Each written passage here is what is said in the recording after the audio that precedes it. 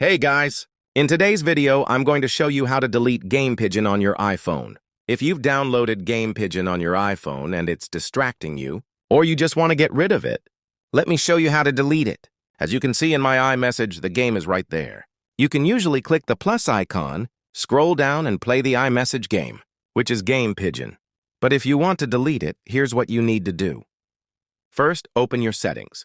Let me close out of this real quick. Once you're in Settings, scroll down to Messages. If you can't find it, you can use the search bar at the top and type Messages. Once you open Messages, tap on iMessage apps. You'll see Game Pigeon listed right at the top, under Only in Messages. To delete it, click on the Manage option, then tap Delete. It will ask you to confirm, just click Confirm. Once you delete it, Game Pigeon will be completely removed from your iPhone. That's it! If you found this video helpful, smash the like button and subscribe to my channel for more amazing videos like this.